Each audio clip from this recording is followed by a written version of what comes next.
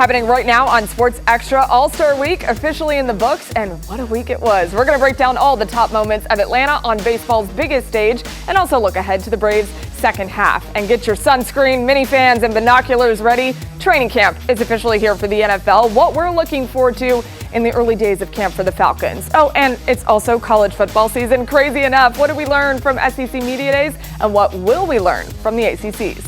It was great. Everything all around. The fans were great. The coaching staffs, everybody in here. It was just a good event. Yeah, one day at a time. You gotta play one day at a time because you gotta take care of that game that day. So you gotta focus on that one every single day.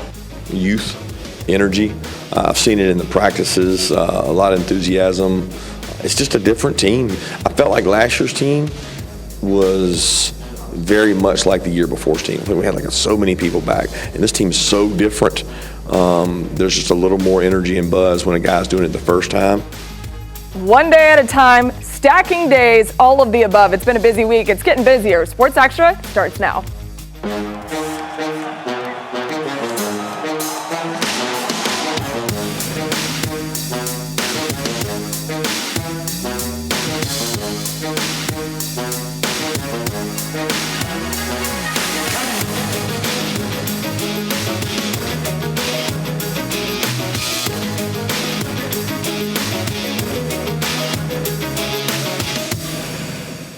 Hopefully everybody watching this show got a little bit more sleep than I think the three of us did this week. Yeah. It was a wild week in Atlanta sports. I have two of the best to cover. And all 680 The Fan show. That's right. Today, you guys don't have to fight each other. No, we do at the station, right, but not here. Not here we're on our best behavior here. I'm so thankful for that. John Michael is directly to my right. He is on the locker room. The locker room. 6 to 10. Perfect. Really early. Yeah, when you asked me to come in, I was like, wait a second, I have to be up at what time? Insane. So thank you for being here. I appreciate it. And Barrett, Sallee on the far side, pre- and post-game host for all things Braves. You've been certainly busy this week. I have. And usually, I feel like I'm sometimes 2 hours from you. I never see you actually at work. But sometimes during West Coast games, I'm like, you know what? Those morning guys are probably up and on their way in right now. I don't know how you guys do it, but it is very impressive. What's also very impressive was the All-Star game. Mm-hmm. We were waiting a really long time for this to happen. Originally, Atlanta was supposed to get it recently, and then it got taken away. But first time in 25 years that Major League Baseball's All-Star game was here. How do you think it went?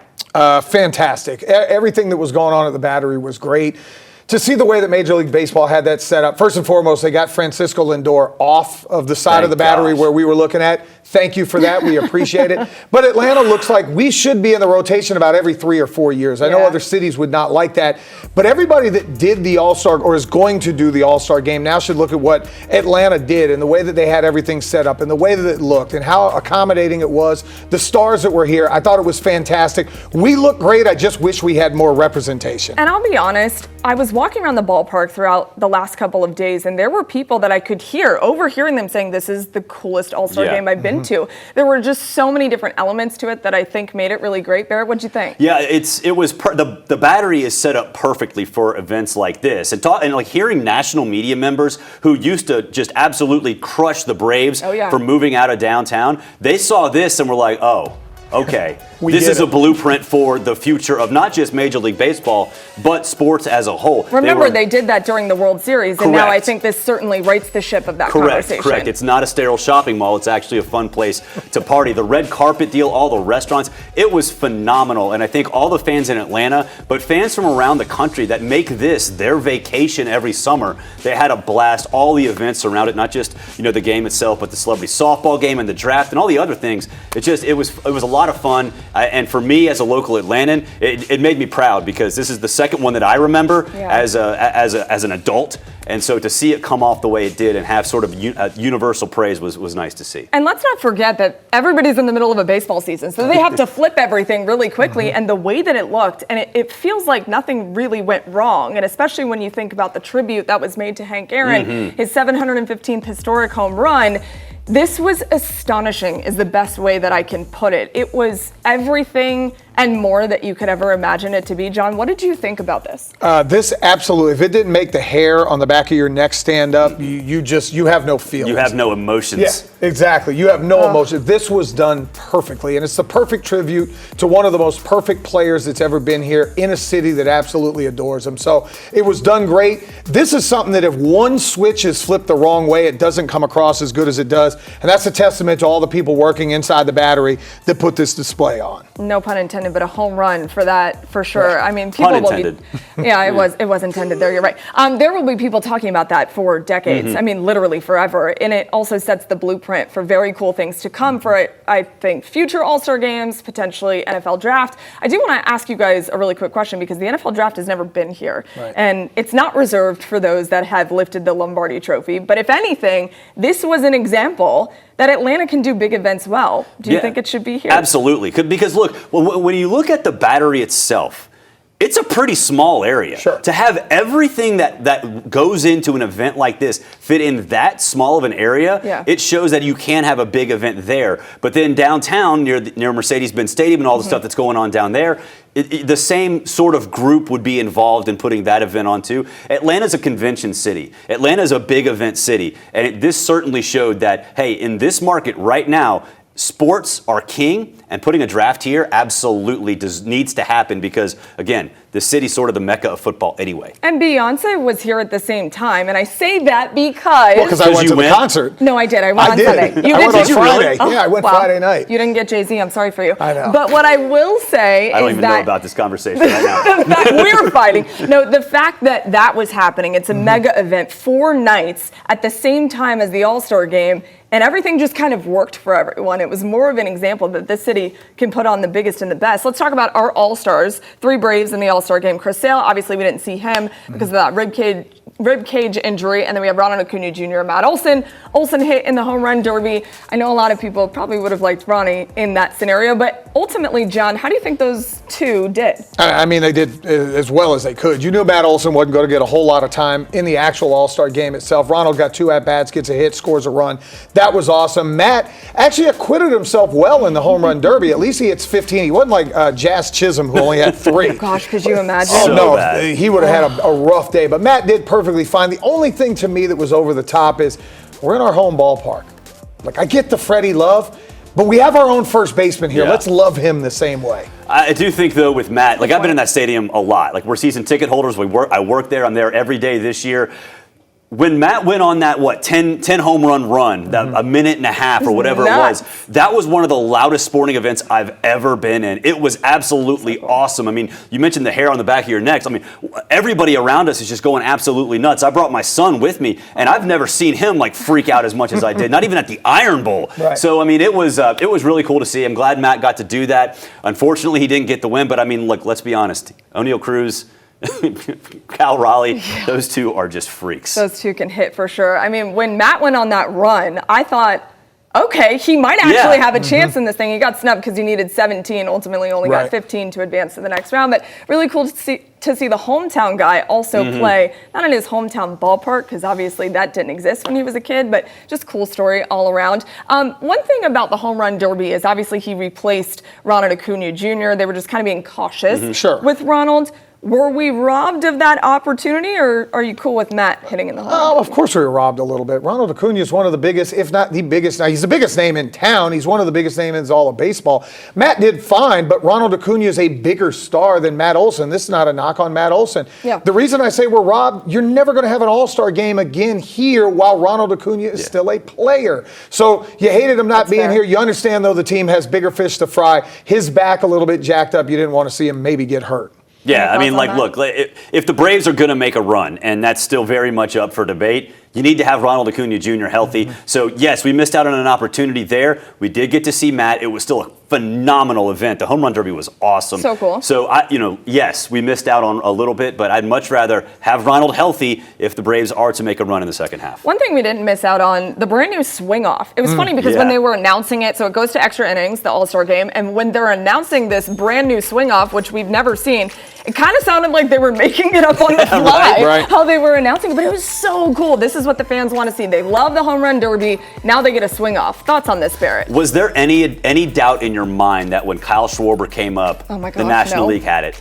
I mean, as soon as I saw Kyle, we're done. The National League's got this. He's the kind of guy that thrives in a situation like that. I thought it was awesome. What are you going to do? Play more baseball? That's why we had the changes before when the World Series was determined by the All-Star winner. That's because there was a tie. You're running out of players. Ohtani wasn't there. A lot of players had already left. Let's have some fun. Right. And that was a lot of fun. Yeah, it was awesome. The only thing that stings is guys like Aaron Judge were already gone. I would have loved to see Ohtani against Aaron Judge. Acuna. Let's see that happen. Cool. But these guys were at after parties. What do you want to do? I mean, look, free drinks and free food are free drinks and free food. That is You got to very take true. advantage. That is true, you do. Let's go through one more thought about Ronald Acuna Jr. because we cannot close this segment without talking about the unbelievable throw. Perhaps the throw of the century, the throw of the year. I'm not going to break it down because we don't have a ton of time. Just watch for yourself. John, when you see this go down, what is the first thing that comes to your mind? Roberto Clemente. Or what Dave Smith said too, Winfield. yeah. Dave Winfield, who had a Jackson. can. Bo Jackson. It's a once-in-a-lifetime throw. I don't care if the guy was supposed to slide or not slide. That is a once-in-a-lifetime throw. It doesn't matter if it was bad base running. It doesn't matter. Yeah, who Look cares? at what he did. And you see a lot of these highlight throws from outfielders. They're getting crow hops. Right. Ronald was standing flat-footed, and look what he did. I mean, it's one of the best throws I've ever seen in my life. And some people say Clemente or Bo, whatever. They had crow hops. Yeah. Ronald just sat there, boom. And for Psychotic. Yankees fans that are crying, Derek Jeter on the great play that he makes against the A's, that was equally bad base running because Giambi never slid either. Yeah, so I don't want to hear That was. Well, That's for another time and place. the Yankees beat us this week, and I don't want to get them even more mad. Acuna also did the bazooka celebration. Awesome. It was one to remember. It was certainly very, very cool. All right, guys, coming up, I can't believe that it's happening, but training camp in Flowery Branch, it is here. Bring on NFL football. Let's talk about it next.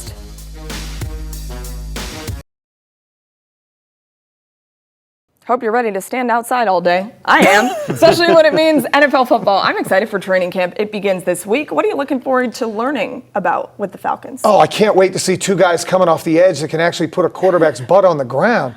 It's been 50, franchise history, seeing James Pierce Jr. and Jalen Walker being able to come off the edge. And I get it, a lot of times it's going to be shorts and shells, and we're not really going to know, but it's going to see guys that are explosive that we haven't seen before. I'm sorry, do the Falcons have depth at edge rusher? Let's not For get the crazy. first time ever? Let's not get crazy. Oh, come on. I think they On do paper. a little bit. Maybe. On paper, On yes. paper. But that is what training camp is for. We're going to start to solidify a few of these things. Let's talk about Raheem Morris, who's entering into year 2 for him at the helm. There's always pressure in the NFL, Barrett, but for Ross specifically, he has even said in the offseason, his team's success really goes hand in hand with how he grows as a head coach. What are you expecting out of Ross? That's the thing, how he grows as a head coach. Pressure is a privilege, and he unfortunately put himself in a tough situation. It's not necessarily about winning or losing. It's just about being a head coach. The things you are responsible for, like timeouts, like clock management, decisions on the fly. That is something that he struggled with mightily last year. And look, he's been in this game long enough where he understands, like, hey, this has got to change. He has to grow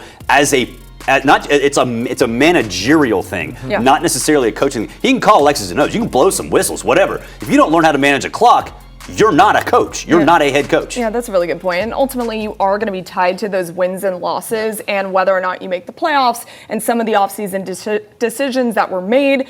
Everything that has to do with Kirk Cousins, it is riding on the shoulders of Raheem Morris and more specifically, Terry Fontenot. Terry Fontenot, there's a ton of pressure on him, John. Is this a make or break it year in his 5th year as a general manager? It almost has to be. Normally, a general manager is going to be tied to a coach. And when they allowed Arthur Smith to leave and Terry Fontenot to stay, which was the right move after only 3 years, you don't run a GM out of town. Now, all of a sudden, you start to get to a point where it's like, all right, we haven't made the playoffs since 2017. I know some of that predates what Terry Fontenot's done, but the problem is, you've tied yourself into not only Kirk Cousins, but drafting a quarterback last year when everybody said, hey, maybe you add weapons around Kirk Cousins to make this team better. He's been good in the draft in the early rounds. Drake London, Bijan Robinson, hopefully Michael Penix. He's been fairly mediocre the rest of the draft. And free agency, we haven't done a whole lot outside of Jesse Bates really bringing guys in. I think this year is playoff or bust for Terry Fontenot. I think if he doesn't make the postseason, his job may be on the line. I think a lot of people probably agree with you there. And even last year's draft class, we don't really have any answers for them aside from maybe one of the guys in that total draft class. But you're right, he's hit in the early rounds. That has been a big key to his success. But you don't make it to the playoffs at this point. You're looking around thinking, we put so much resources and invested. Yeah, well, it's there. You know, you mentioned all the top-tier draft picks that have hit. It's there. You have Trice coming back from injury, too. Yeah. So being able to address the problem, and it's been the problem for the last 2 decades, rushing the quarterback, he did that. And I know he gets a ton of criticism, and rightfully so, but he made the right decisions. Some of them just haven't panned out. But again, that's also on study. That's on your scouting department. If he doesn't trust those guys or some of those guys let him down, it's on him. And some of this is on him, but it is playoff or bust. I don't think there's any doubt about it. And look, they actually do have, it's the NFL. Half the league makes the playoffs. That team's good enough to make the playoffs. They're very much good enough. Ray McLeod putting out there that they are Super Bowl bound with their quarterback Michael Penix Jr. We'll see. Look, we've only seen 3 games from Mike. We will see. We've only seen 3 games from Mike so far. He hasn't been a starter yet in the NFL. This is going to be a little bit of a roller coaster. I would like fans to anticipate this with Mike. However, I do believe he's the guy that ultimately can change the trajectory of a franchise. John, what is a realistic expectation for him? Oh my God, you're asking me realistic. That's a scary proposition. You're I would say 3,500 yards is realistic. If you start to look at younger quarterbacks in this league, that might be a little bit on the high end. Give me 25 touchdowns and like 12 interceptions. I think the biggest thing for Michael Penix, you have to increase the completion percentage. It was under 60% in the 3 games as a starter last year. Take a check down or 2. We know you can hit some explosives. Get that up to 65, 66%. You're going to be able to run the football with Bijan and Tyler Algier, I think that'll take a lot of pressure off Michael Penix. Establish the run. It is critical, especially with a younger quarterback. And if they don't do that, I think they're going to be in a lot of trouble. And that puts more pressure on Mike anyways. So we don't want pressure on Mike. He's already got enough. So let's establish the run early. But perhaps the biggest question, at least for me and probably many of you out there, what the heck is this defense going to look like? It is a new look defense. There are question marks all over that side of the football, Barrett. John was talking earlier about those 2 edge rusher guys that were drafted in the first round. Where are your biggest question marks on that side of the ball? Well, it is edge rusher. I mean, look, there's a decent core. You're talking, if you're a defense, you have to have 8, 9, 10 guys that you can rotate along a defensive line. The Falcons never had that. They never even really had somebody who can get in the backfield consistently. But now you've got the 2 that you drafted this year. You've got some other pieces that you like. Braylon Trice is coming back. There are pieces that can potentially become part of that rotation. They've just never, I'm jaded a little bit as a Falcons fan because we've been hearing about this over and over again, but that's the biggest thing. That was a reason why last season the secondary had to keep everything in front of them because they could not afford a big play. They could not afford to let somebody get behind them. If you get that pressure, then that secondary gets helped out a lot, and then everything starts to come together. Yeah, don't forget, there are question marks as to who steps up for Grady Jarrett on the defensive line. You have a new defensive coordinator in Jeff Ulbrich, new position coaches all over the defense. New. And we will answer all those questions for you, hopefully, at some point throughout training camp. And as you saw right here on 11 Alive all weekend long, the Open Championship, it belonged to none other than Mr. Scottie Scheffler. He is on fire always, and he's proving once again why he's the best golfer in the entire world. He won his first ever championship at 17 under for the entire weekend. Scheffler has now won 3 of the 4 major championships. Unbelievable. And all he has left, it's the U.S. Open. And next year's final round, by the way, it's actually on his 30th birthday. Call it poetic, whatever you want to call it, and look at baby Bennett there, incredible, but I got a feeling that he's going to take that one too next year. Coming up, from the NFL to the college level, media days underway all across the country. We get our very first look at this year's Bulldogs after the break.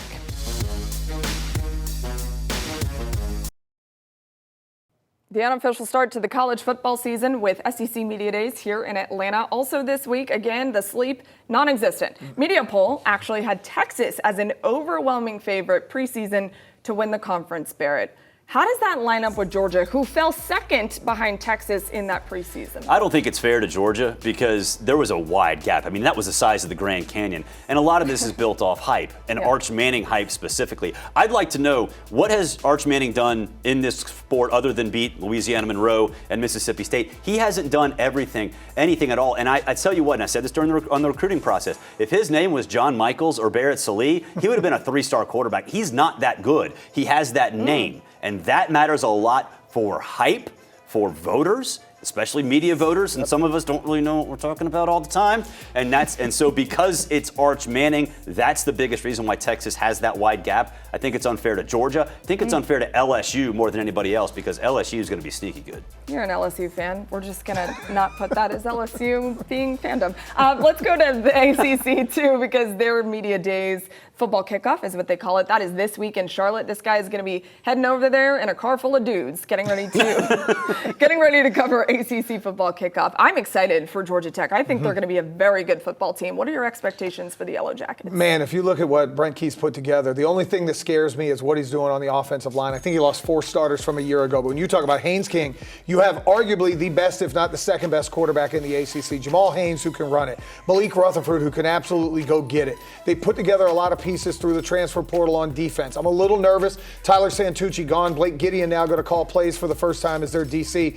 But Brent Key's put together a tough, rugged football team. You know why? They're just like Coach Key. He's tough and he's rugged. And I think they're going to be really good. Colorado's getting their butts whooped week 1. Week 3 will be the telltale. When Clemson comes to Bobby Dodd, can Georgia Tech win a game like that? If they can, Charlotte might be the place that they end up at the end of the year. Haynes King is going to be trotting out there in Charlotte this week. Hopefully he ends up there at the end of the week. And I will tell you what, if I played football for anybody, I would want Haynes King, a guy as tough as that, as my quarterback. We're going to wrap things up with Maria's Minute when we come back. For tonight's Maria's Minute, let's discuss one of the most incredible sporting event spectacles that we're ever going to see in our lifetime. It was the tribute to Hank Aaron's record-breaking 715th home run illustrated during the AllStar game. I mean, look at this. Sure, we've seen similar renderings at indoor arenas, but an outdoor stadium, I mean, that was epic. It took us all the way back to April 8th, 1974 at Atlanta Stadium, where Hank broke the home run record. The audio from the call was played. Pyro illustrated the ball being hit. It was as perfect gets. Hank Aaron honestly was a pioneer in so many ways, and although I believe you can truly never celebrate the man that he was enough, I do believe that this was a very creative and tasteful way to do it. And look at that. His wife Billy was in the stands to witness all of it. So special for not just that family, but all of the fans in attendance. And even if you were watching at home, you got the chills. You may not remember the final score of the All-Star game, and that's okay, but what you will remember is a moment that was as perfect as I have ever seen at any kind of sporting event. All right, everybody, have a fabulous week. Get that sunscreen ready. We are up in Flowery Branch for Falcons training camp all week.